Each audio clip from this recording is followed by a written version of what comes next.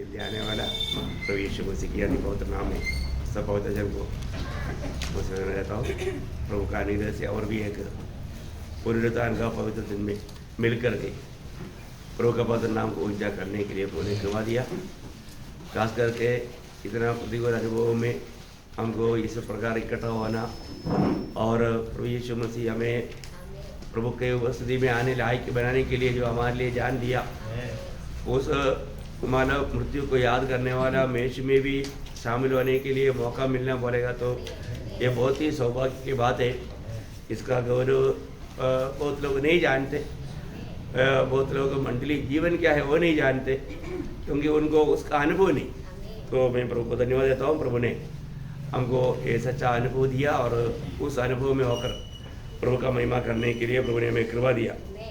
तो मतलब आपको सबको मालूम है कि जब प्रभु यीशु मसीह पिता ने पुत्र को भेजा तब समय में जब प्रभु यीशु मसीह यॉर्दान नदी में जब बपतिस्मा लेने के लिए जब आ रहा था, उस समय में यीशु मसीह को देख करके यूहन्ना बपतिस्मा देने वाला दिया हुआ गवाही हम पढ़ते हैं। यूहन्ना का सुसमाचार पहले अध्याय का 29 वचन में देखो पहली बात देखो, वो बहुत अनोखा शब्द है, देखो, है ना। जरूर आप सभी देखिए, देखो है मतलब जगत को उड़ा ले जाने वाला एक परमेश्वर का मेमना आ रहा है। देखने लायक की बात है, देखने लायक की बात है। यूहन्ना यहाँ बोलता है कि देखो, है ना। तो देखना चाहिए। वो कौन है? जो कि मतलब यहूदी लोग ये बात को बहुत आसानी से समझ लेते हैं, क्योंकि उनको मालूम है जब भी पाप होता है तो उसका प्रायश्चित के लिए एक मेमना का बलि होता है। अभी यहाँ पर यूहन्ना बोलता है देखो, ये जगत का पाप को उड़ा ले जाने वाला परमेश्वर का मेमना। बाद में उसका 36 वचन में वापस जब बपतिस्मा लेने के बाद में यीशु मसीह गया, वापस जब एक बार आया, उस समय में यूहन्ना वापस बोलता है देखो, देखो। यहाँ पर भी बोलता है देखो, देखो, ये परमेश्वर का मेमना है, ये परमेश्वर का मेमना है। मतलब आप लोग निसंदेह ये बात को देखो बोलता है ना। तो अभी प्रभु यीशु मसीह की सेवकाई का जब आखिरी समय आ गया, उस समय में मतलब यीशु मसीह को लोगों के सामने लाते हुए पिलातुस कहता है, वो क्या बोलता है जब मतलब यूहन्ना का सुसमाचार 19 अध्याय उसका 4 और 5 ये दोनों मदद थोड़ा रुक के पढ़ना। तो पिलातुस ने फिर बाहर निकालकर लोगों से कहा, देखो, देखो, मतलब देखो, देखो, वह देखो मैं तुम्हारे पास फिर बाहर लाता हूँ। देखा, मैं उस व्यक्ति को वापस तुम्हारे पास लाता हूँ, तो उसको देखो वो कौन है, अभी वो क्या अवस्था है देखो, है ना। मतलब इतना पूरा शरीर में से पूरा लहू बहाते हुए, मतलब सिर पर कील की मूंड बने हुए अवस्था में यीशु मसीह को बाहर ला रहा है। तब अभी पिलातुस बोलता है लोगों तुम लोग देखो, इसको देखो, इन्होंने क्या गुनाह किया। मैंने इनको देखा, उस पर कोई गुनाह नहीं, लेकिन अभी देखो ये निर्गुनाहगार व्यक्ति का अवस्था देखो। और उसका 5 वचन, तब यीशु कांटों का मुकुट और बैंजनी वस्त्र पहने हुए बाहर निकाला और पिलातुस ने उससे कहा, देखो, देखो, देखा, देखो, अभी भी कम से कम तुम लोग देखो, इस पुरुष को तुम लोग देखो। बहुत अद्भुत बात हम देखते हैं। उसका 14 वचन, यह फसह की तैयारी का दिन था और छठे घंटे के लगभग था। तब उसने यहूदियों से कहा, देखो तुम्हारा राजा, देखो तुम्हारा राजा। तुम लोग अभी देख ले, ये तुम्हारा राजा है। पिलातुस जानता था कि यीशु मसीह यहूदियों का राजा है। बोलता है कि देखो ये मानो यहूदियों का राजा है। प्रयोग उस मनुष्य को परमेश्वर ने दुनिया को दिखाया। जब प्रेरितों का उसका 2 अध्याय उसका 23 और 24 वचन, प्रेरितों उसका 2 अध्याय का 23 और 24 वचन। उसी यीशु को जो परमेश्वर की ठहराई हुई योजना, देखा, उसी यीशु को कौन अभी तक यूहन्ना बपतिस्मा देने वाले ने दिखाया, पिलातुस ने दिखाया, उसी यीशु को परमेश्वर ने अपनी उस योजना के अनुसार अनुसार हाँ। पकड़वाया गया। हाँ। तुमने अधर्मियों के हाथ में क्रूस पर चढ़ाकर मार डाला, हाँ। परंतु उसी को परमेश्वर ने हाँ। मृत्यु की बंधनों से छुड़ाकर जिलाया। उसी को परमेश्वर ने मृत्यु की बंधनों से मालक जिलाया। बहुत बड़ी बात है, छुड़ाया, जिलाया, इतना अनोखा बात है प्रियो। हमारे जीवन में हम लोग जो प्रभु की जो आराधना करता है वो कितना महान है उसके बारे में बहुत लोग नहीं जानते और हमें ये बात को जानना चाहिए। तो इस मालक मेमना जो हमारा जगत पापों को उड़ा ले जाने वाला प्रभु का मेमना, उस मेमने का 4 खूबियां मैं आज आपको बताने के लिए चाहता हूँ। बहुत प्रार्थना के साथ सुनना है ना। इस मेमने का 4 खूबियां सभी श्रेष्ठताएं आपको बताना चाहूंगा। नंबर 1 बात है कि यही मेमना है सारे मानव के लिए भविष्यवाणियों के द्वारा मानव दिखा करके हमें समझाया हुआ मेमना। ऐसा अभी यीशु मसीह दुनिया में आने से पहले ऐसा एक मेमने का वादा हमारे लिए होगा। ये बात यशायाह नबी को 700 साल पहले प्रभु ने प्रकट करके दिया है ना। जब यशायाह नबी किताब 53 अध्याय उसका 5 से 7 वचन पढ़ना। परंतु हमारे अपराधों के कारण घायल किया गया, वह हमारे अधर्म के कामों के कारण कुचला गया। हमारी ही शांति के लिए उस पर ताड़ना पड़ी कि उसके कोड़े खाने से हम लोग चंगे हो जाए। हम तो सबके सब भेड़ों के समान भटक गए थे, हमें से हर एक ने अपना अपना मार्ग लिया और यहोवा ने हम सबों के अधर्म का बोझ उसी पर लाद दिया। वह सताया गया तो भी वह सहता रहा और अपना मुंह न खोला। जिस प्रकार भेड़ वध होने के लिए समय भेड़ी ऊन कतरने के समय चुपचाप शांत रहती है, वैसे ही उसने भी अपना मुंह न खोला। देखिए मानव प्रभु यीशु मसीह किस प्रकार हमारे पाप की सजा उड़ाया, उसका एक अच्छा चित्र वो पूरा अध्याय उसका बारे में है। लेकिन यहाँ पर यीशु मसीह कितना शांत रीति में हमारे लिए हमारा पाप का सजा उड़ाया, इतना दुख और वेदना सहा, ये बात को हम देखता है। उसके लिए दुनिया में आया। जब इब्रानियों का पत्री में 9 अध्याय का 26 वचन, इब्रानियों 9 अध्याय का 26 वचन में कहता है कि वो एक बार प्रकट हुआ, ये दुनिया में प्रकट हुआ। प्रकट होने का मतलब क्या था? ताकि अपने ही बलिदान के द्वारा पाप को दूर कर दे। हाँ, वो अपने ही बलिदान के द्वारा पाप को दूर करने के लिए, मतलब हमें पाप से छुड़ाने के लिए, पाप की भयंकर सजा से हमें मुक्त करने के लिए वह ये दुनिया में एक बार प्रकट हुआ। और उस समय तक भेड़ बकरियों की या बेचने के लोगों के द्वारा पाप क्षमा का एक नियम रहते थे, परंतु वही इब्रानियों 10 अध्याय का 4 वचन, क्योंकि यह अनोना है कि बैलों और बकरों का लहू पापों को दूर करे। हाँ, मतलब बैलों और बकरों का लहू हमारे पाप को दूर नहीं कर सकता, वो अनोना था। इसलिए उसका 9 अध्याय का वही इब्रानियों 9 का 11-12। परंतु जब मसीह आने वाली अच्छी वस्तुओं का महायाजक होकर आया, तो उसने और भी बड़े और सिद्ध तंबू से होकर, जो हाथ का बनाया हुआ नहीं, अर्थात इस सृष्टि का नहीं, और बकरों और बछड़ों के लहू के द्वारा नहीं, पर अपने ही लहू के द्वारा एक ही बार पवित्र स्थान में प्रवेश किया और अनंत छुटकारा प्राप्त किया। अनंत छुटकारा, हमारे लिए प्रभु ने अनंत छुटकारा प्राप्त किया, है ना। बहुत बड़ी बात है ना। अभी जो व्यक्ति प्रभु यीशु मसीह पर विश्वास करता है उसको आगे भविष्य के बारे में कुछ डरने की जरूरत नहीं, है ना। प्रभु ने हमें अनंत छुटकारा हमारे लिए प्राप्त किया। प्रभु हमारे लिए क्या किया, है ना। प्रभु का इस पहला आगमन में वो मेमना होकर जब आया, वो मेमना ही एकमात्र हमें पाप क्षमा दे करके हमें अनंत छुटकारा दे सकता है, या हमें पाप की क्षमा दे करके हमें मतलब धर्मी बना सकता है। ये काम उस मतलब मेमना ने किया। ये प्रभु यीशु मसीह का वो मेमने का पहला सविशेषता है। दूसरा सविशेषता क्या है? जब प्रकाशित वाक्य उसकी 5 अध्याय उसका 6 से 10 तक का वचन में हम देखते हैं कि यही मेमना है जो कि आराधना का योग्य है।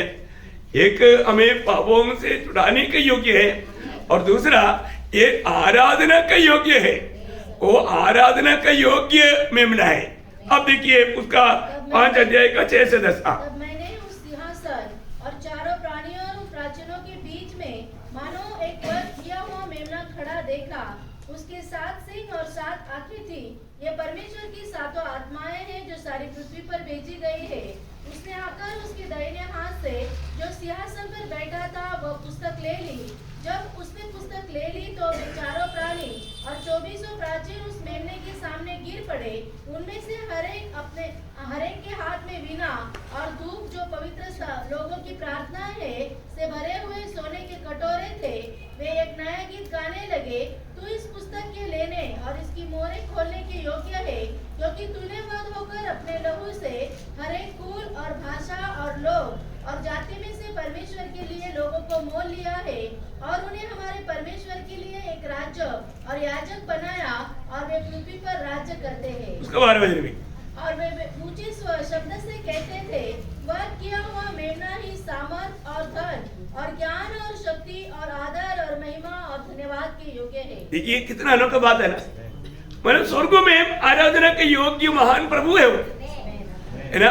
वो ये दुनिया में जब मेमने बनकर आया, और जब वो मेमने बनकर आया तो भी उस समय में भी अगर हम देखेगा तो आपको मालूम है जब यीशु मसीह के जन्म हुआ उस समय में पूर्व से जो ज्ञानी लोग प्रभु को भेंट करने के लिए आया था, उस समय में हम देखते हैं कि मत्ती के सुसमाचार 2 अध्याय का 11 वचन में उन्होंने उस घर में पहुंचकर उस बालक को उसकी माता मरियम के साथ देखा और मुंह के बल गिरकर बालक को प्रणाम किया। किसको प्रणाम किया? बालक को। मरियम को प्रणाम नहीं किया है। मतलब मरियम धन्य औरत है, ऐसा उनको तुच्छ नहीं करता, लेकिन वहां पर किसका दंडवत किया? जो दंडवत का योग्य है, जो आराधना का योग्य है। देखिए वो ये दुनिया में जब मेमना बनकर आया तब वो मतलब मरियम का गोद में बैठा है तो भी दंडवत किसको किया? बालक को, क्योंकि वही एकमात्र आराधना का योग्य है ना। बाइबल में नया नियम में जब वो कोढ़ी व्यक्ति जब प्रभु को मिला, मत्ती 8 अध्याय का 2 वचन, और देखो एक कोढ़ी ने पास आकर उसे प्रणाम किया या दंडवत किया, उसकी आराधना किया। देखिए है ना, ये बात जब उसका 9 अध्याय का 18 वचन, मत्ती 9 का 18, बातें कह रहा था कि देखो एक सरदार ने आकर उसे प्रणाम किया। देखा वो सरदार भी आकर के उसको प्रणाम किया है। उसका 14 का 33, परंतु उन्होंने जो नाव पर थे उसे दंडवत करके कहा। हाँ बस उन लोग नाव पर जितने लोग थे, चेले लोग, वो लोग दंडवत किया। उसका 15 का 25, पर वो आए और यीशु को प्रणाम करके कहने लगे। बस अभी बोलने का अर्थ क्या है? प्रयोग, ये दुनिया में कोई भी आराधना स्वीकारा है तो यीशु मसीह ने स्वीकारा है ना। मानो पौलुस सिलास को भी मानो उन लोग दंडवत करने के लिए आया था, लेकिन उन्होंने बोला हम तुम्हारे समान मनुष्य हैं। पत्रोस ने भी मानो बोला है कि हम तुम्हारे समान, मानो कॉर्नेलियस को बोला हम तुम्हारे समान मनुष्य हैं। लेकिन प्रयोग दंडवत या आराधना स्वीकारने के लिए एकमात्र व्यक्ति योग्य वो यीशु मसीह है ना। अभी हम देखते हैं कि ये मेमना का योग्यता या खूबी, उसका महत्व क्या है? वो आराधना के योग्य है।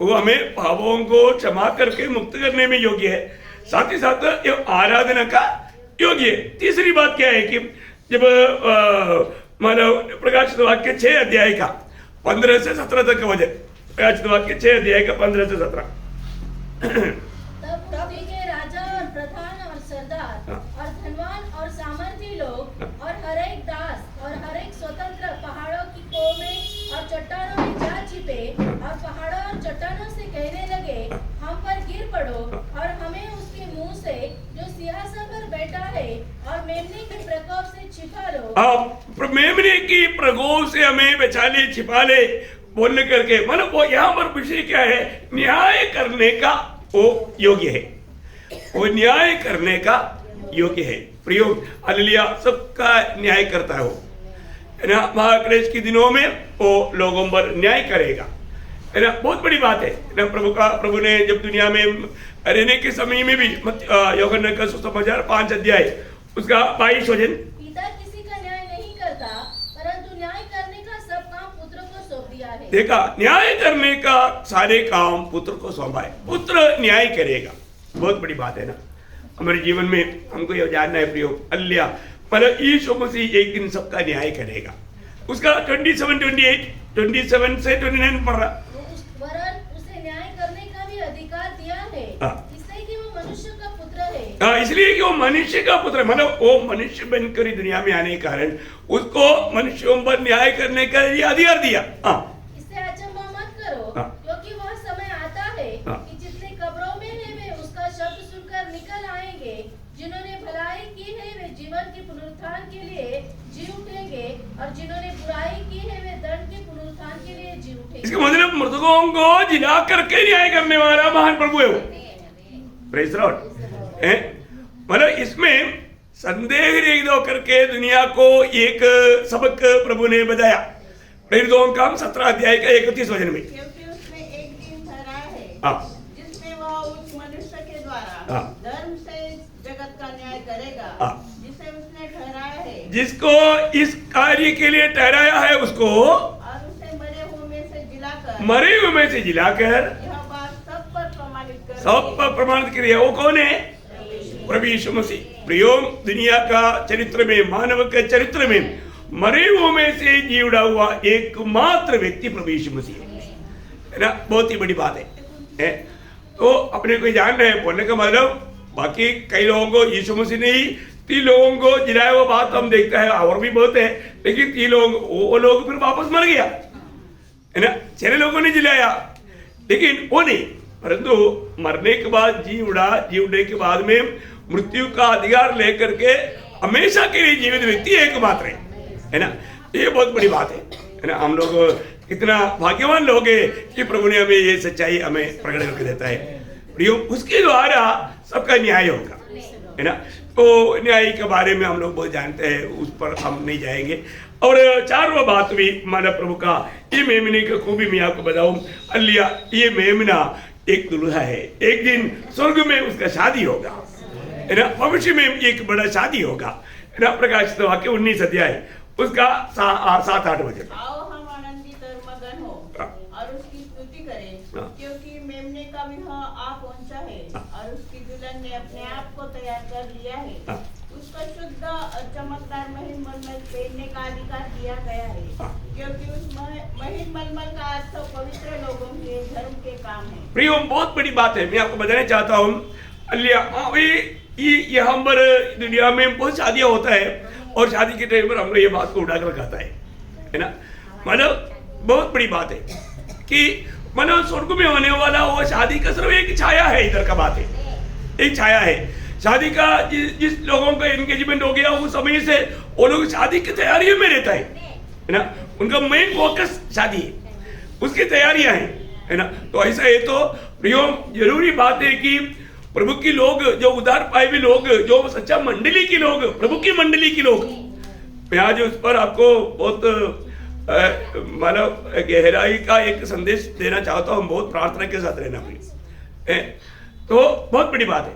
मैं एक बात आपको बताना चाहता हूँ, मंडली के बारे में अभी भी शायद इधर बैठा हुआ 95% लोग भी नहीं जाना अभी, शायद अभी आपको आज का क्लास के बाद में शायद मालूम पड़ेगा थोड़ा। तो मैं आपको आग्रह करता हूँ बहुत प्रार्थना के साथ ध्यान से वो क्लास को सुनना। तो बहुत बड़ी बात है, आप लोगों को भी थोड़ा जरूर थोड़ा सा झटका लगेगा, शायद झटका लगना चाहिए ना वचन का। और प्रार्थना के साथ रहेगा, आत्मा ही आपको प्रकाश देगा।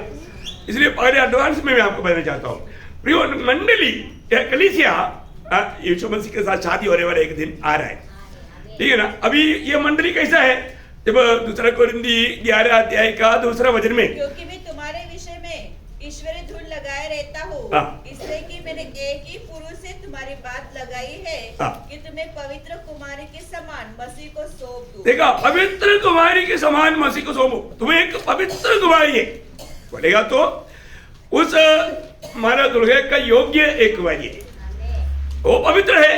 उसी प्रकार एक पवित्र कुमारी के नायंद तुम्हें सौंपना, ये मेरा लक्ष्य करके प्रेषित पौलुस यहाँ पर गवाही देता है। तो हमें ये बात को जानना है कि मानो जिसका मगनी हो गया है उसका शादी पक्का होगा। इसका मतलब जिस लोगों का उदार हुआ है बहुत बड़ी बात है प्रियो। इसलिए ये जो उदार का सच्चा रीति में जानना और उस उदार के अनुभव में रहना बहुत बड़ी बात है। और रोज प्रभु क्या करता है, ये दुनिया में रहने के कारण दुनिया में मानो कई प्रकार का मानो गलतियां हो सकता है। इस कारण वो क्या करता, जब एफेसियों के पत्री उसका 5 अध्याय उसका 26-27 वचन कि उसको वचन के द्वारा जल के स्नान से शुद्ध करके पवित्र बनाए और उसे एक ऐसी तेजस्वी कलीसिया बनाकर अपने पास खड़ी करे जिसमें न कलंक न चूरी न कोई और ऐसी वस्तु हो वरन पवित्र और निर्दोष हो। देखा, मतलब प्रभु की मंडली की हर लोगों को वचन रूपी जल स्नान के द्वारा शुद्ध करता है। वचन क्या करता, शुद्ध करता है ना। पर तो वचन सुनने के बाद में भी बहुत लोगों के जीवन में ये वचन कुछ कार्य नहीं करता,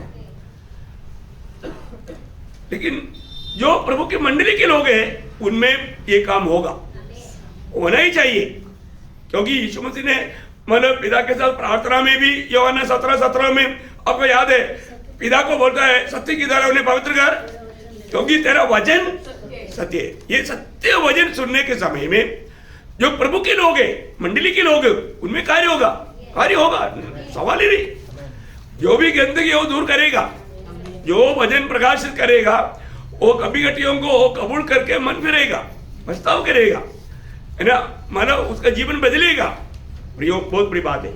यीशु मसीह खुद चेलों को बोलने के टाइम पर यूहन्ना 15:3 में कहा ना कि जो वचन मैंने तुमसे कहा, ये वचन के द्वारा तुम शुद्ध हो गया है। यीशु मसीह बोलने के समय में जिन लोगों ने वचन को ध्यान से सुना, उनके लिए प्रभु बोलता है कि तू शुद्ध हो गया। अब यहां पर ये तैयारी एक प्रकार हर एक भक्त को, मंडली की मतलब उधार पाए हुए हर एक लोगों का एक कर्तव्य, वो अपने आप को तैयार करना है। वो अभी हमने जो पढ़ा हुआ मतलब प्रकाशित वाक्य 17 का 19 का 7 वचन में लिखा है ना, उसने उसकी भी पाठ में लिखा है ना,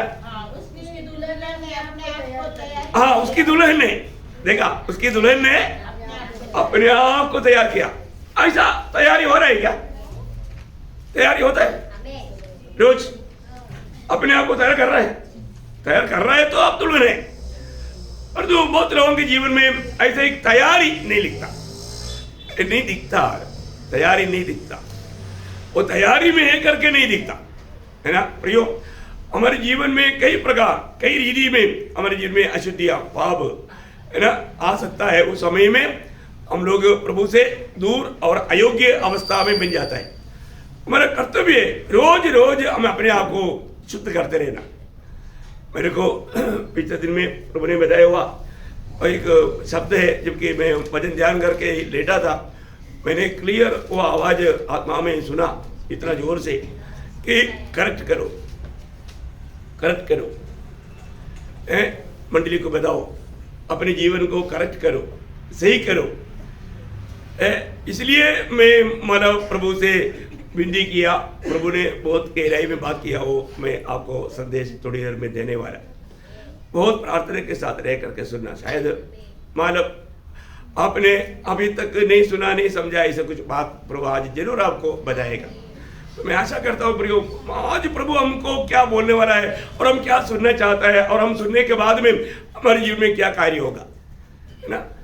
इस जीवन में आज अपन प्रभु मैच में भी शामिल होने से पहले कितने लोग उस तैयारी के साथ आया, इस मैच का महत्व को समझ करके उसकी तैयारी में अपने आप को परख करके जांच करके तैयारी में आया है।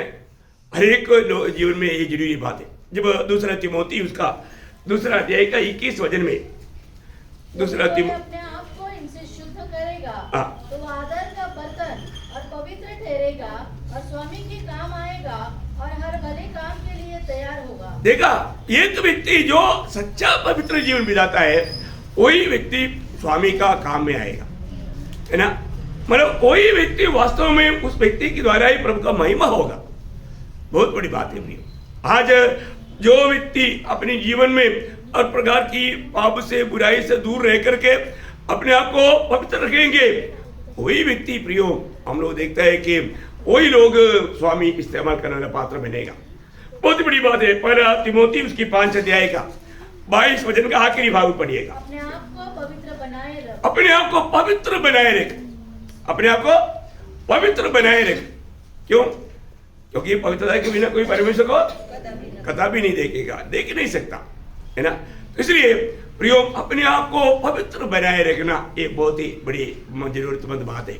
तो हमें एक सच्चा पवित्र जीवन बिताने के लिए प्रभु ने हमें ये दुनिया से अलग किया। तो जो भी प्रभु की बुलाहट पाया वो लोग पवित्र लोग हैं, लेकिन रोज रोज अपने आप को पवित्र करते जाना ये हमारा कर्तव्य है। तो प्रभु हमें दिखाएगा, जब मानो जैसा ये वजन का प्रकाश जैसे जैसे आता रहेगा वैसे वैसे हमारे जीवन की कमी घटिया हमको दिखेगा, और उस बात को दूर करके सिद्धताई कर बैठना हमारे कर्तव्य है। तो इसलिए प्रभु जरूर प्रभु के प्रेमियों को वचन का प्रकाश भेजते हैं, उसके अनुसार हमें उस तैयारी में रहना जरूरी बात है। तो एक क्षण अपने आप को, अपनी आंखें बंद करें, अपने आप को परखें, आज भी मैं प्रभु का में तैयार हूँ।